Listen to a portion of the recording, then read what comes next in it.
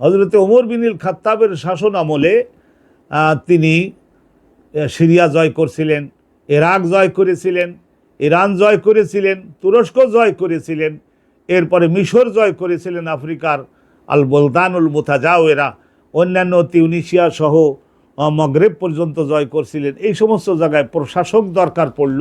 তো হযরতে ওমর আরবের উঠতি বয়সের যুবকদের উনি বলতেন যে, সবসময় তিনি বলতেন যে তাফাক্কাহু কবলা আনতু সাউয়াদু, তোমরা সকলে গভীরভাবে জ্ঞান প্রজ্ঞা অর্জন করো, হে মুসলমান জাতির যুবকরা এবং মেয়েরা। তো আলহামদুলিল্লাহ ওয়াসসালাতু ওয়াসসালামু আলা রাসূলিল্লাহ।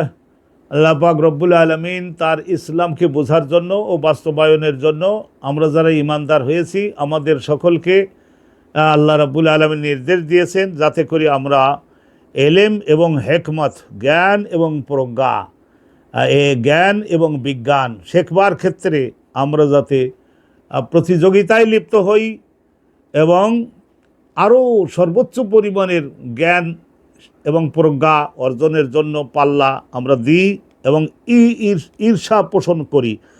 হযরতে ওমর বিনুল খাত্তাবের শাসন আমলে তিনি সিরিয়া জয় করছিলেন, ইরাক জয় করেছিলেন, ইরান জয় করেছিলেন, তুরস্ক জয় করেছিলেন, এরপরে মিশর জয় করেছিলেন, আফ্রিকার আল বুলদানুল মুতাজাওয়েরা, অন্যান্য তিউনিসিয়া সহ মগরেব পর্যন্ত জয় করছিলেন। এই সমস্ত জায়গায় প্রশাসক দরকার পড়ল।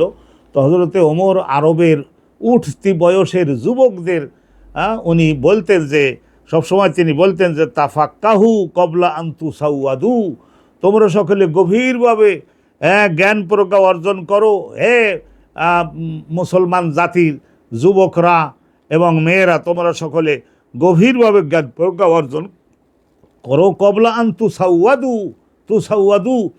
এই গুরুত্বপূর্ণ সিয়াদাত কিয়াদাত, নেতৃত্ব ও পরিচালকের পদে অধিষ্ঠিত হওয়ার পূর্বেই তোমাদেরকে জ্ঞান প্রজ্ঞাটা ভালোভাবে শিখে নিতে হবে যাতে করে তোমরা অর্পিত দায়িত্বটা যথাযথভাবে তোমরা বাস্তবায়ন করতে পারো। এই যে সহিহ বুখারীর একখানা সাহাবায়ে কেরাম তারা অবশ্যই এইভাবে গুরুত্বপূর্ণ পদে অধিষ্ঠিত হওয়ার পূর্বেই তারা শিখতেন। কিন্তু এর অর্থ এই না যে সাহাবায়ে কেরাম, নবীর সাহাবারা পদে অধিষ্ঠিত হওয়ার পরে আর পড়াশোনা বাদ দিয়ে দিতেন, তা কিন্তু না।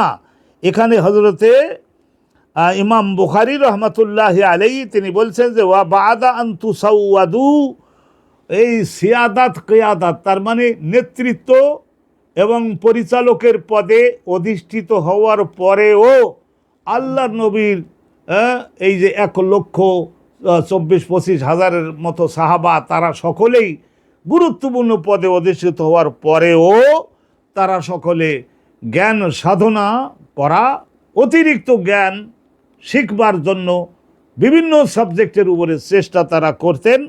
এইটা বড় বড় পদে যাওয়ার পরেও রাতের বিরাট পরিমাণের সময় তারা শিখতেন।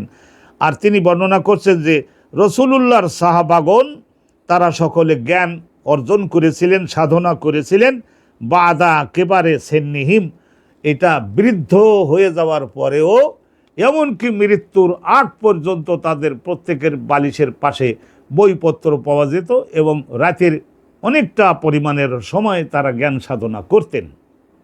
আমাদেরকে এইভাবে মুসলমান জাতির যত দুর্বলতা, সব দুর্বলতার গোড়ায় অনুসন্ধান করলে দেখা যায় যে আমরা কর্মের ক্ষেত্রে অলস, যদ্দরুন আমাদের অভাবনটন আমাদের পিছু ছাড়ছে না, আর আমরা শিক্ষায় এবং জ্ঞানে অন্যান্য জাতির তুলনায় অনেকটা পিছনে পড়ে গিয়েছি।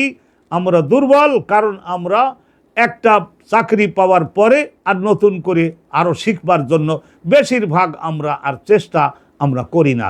আল্লাহ রাব্বুল আলামিন আমাদের সৌভাগ্য দিন, আমরা যাতে আর্থিকভাবে এবং এইভাবে শিক্ষার ক্ষেত্রে আমরা অন্য সকলকে পিছনে ফেলে অগ্রগামী হয়ে যেতে পারি। সম্মানিত দর্শক, আজকের এ পর্যন্তই সাহাবায়ে কেরামের জীবনের ঘটনা আপনাদের উদ্দেশ্যে উত্থাপন করলাম। আসসালামু আলাইকুম ওয়া রাহমাতুল্লাহি ওয়া বারাকাতুহু।